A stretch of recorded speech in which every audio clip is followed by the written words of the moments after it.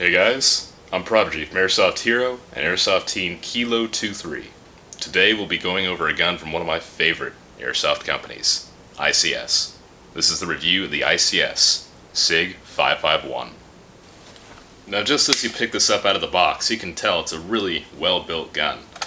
Right now it's going for $260 on AirsoftHero.com. You can check it out there. They'll always have great deals on guns, you know that for a fact. The gun weighs about 6-7 pounds. It's pretty light considering.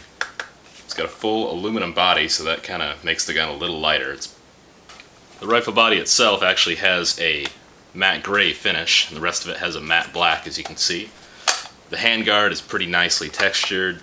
The stock doesn't have a lot of texture, but it feels good. The pistol grip itself is something that is very nice on this gun. It's got some texture. It feels really nice when you hold it in your hand. So, let's get to the actual review of the gun, check out everything it comes with, and go over every little aspect and detail that is awesome on this gun. When you open the box, you can see the gun is going to be nicely packaged. It's not going to get damaged during shipping. The gun will include a high-capacity magazine, a barrel cap, an 8.4 volt stick-type battery with a mini Tamiya connector, and a standard wall charger with a mini Tamiya connector. Now the stock itself is actually pretty robust. It doesn't really wobble too much. It does have a rubber back to it with some ribs, so it locks onto your shoulder pretty nicely when you shoulder it. The stock can be folded. You simply press the button on the left side of the stock, swivel it over, and you may have to smack it into place to get it to click, but it will lock into place. There's no wobble whatsoever once it's folded. The stock does have a small sling loop, so you can mount the sling on the stock if you really want to. The pistol grip does have texture like I stated earlier, and it fits really nicely onto the hand.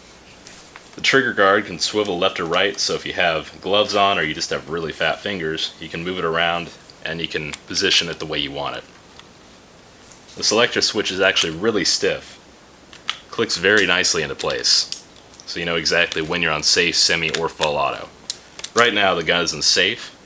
Click it once to semi, click it again to full auto. The rear basket sight has markings all over it, so you know exactly when you're in which position. I personally am going to leave it in the open position, that way I'm just able to line up my targets a little faster. It does have a sling loop on the left side of it, so that can double as a rear sling loop instead of the one on the stock. The hop-up can be adjusted by retracting the entire charging lever, which in fact does lock into place. You can see your little hop-up knob in there. You can adjust it up and down to adjust your hop-up. Now one of my favorite features about this gun is the fact that it actually does have a working bolt and locking charging handle. So you can pull the bolt back all the way past the little rubber notches and lock it all the way back into place. On the opposite side is a little lever that you can push down and release the bolt. Now if you've never used a high capacity magazine, they're pretty easy to handle. Simply open the trap door in the back of the magazine, dump your BBs in until the magazine is full, wind the dial on the bottom of the magazine. To insert the magazine into your gun, it's really similar to an AK-47. Simply put the front of the magazine in first, roll the back in, and you're good to go. To release the magazine, simply press the magazine release tab and roll the magazine forward. Now this specific magazine does have little interlocking tabs on the sides, so you can lock magazines together for faster magazine changing. Accessing the battery compartment may look a little tricky, but after you get the hang of it, it's pretty easy. Simply pop the front receiver pin out, pull the lower section of the handguard toward the stock, and then remove the upper section of the handguard. Now you have access to the battery compartment. The gun is going to take a stick-type battery with a mini Tamiya connector. Once you have the battery fitted, you can reverse the procedure to get the battery case closed. The handguard itself does have 3 rails on it, one on the left, one on the right, and one on the bottom. They are all plastic. The front side assembly is a really nice aspect of the gun too.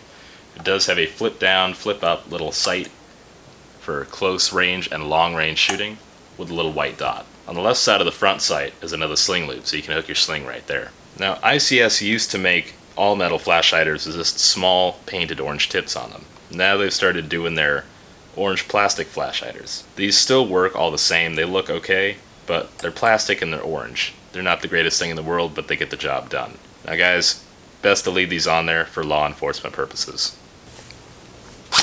The ICS Sig 551 with .25 gram rounds was shooting about 310 to 320 FPS.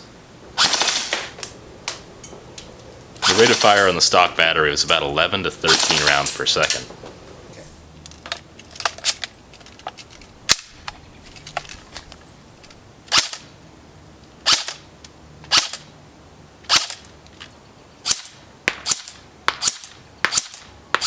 At 100 feet, this gun's accuracy is still pretty good, but you might miss a couple times.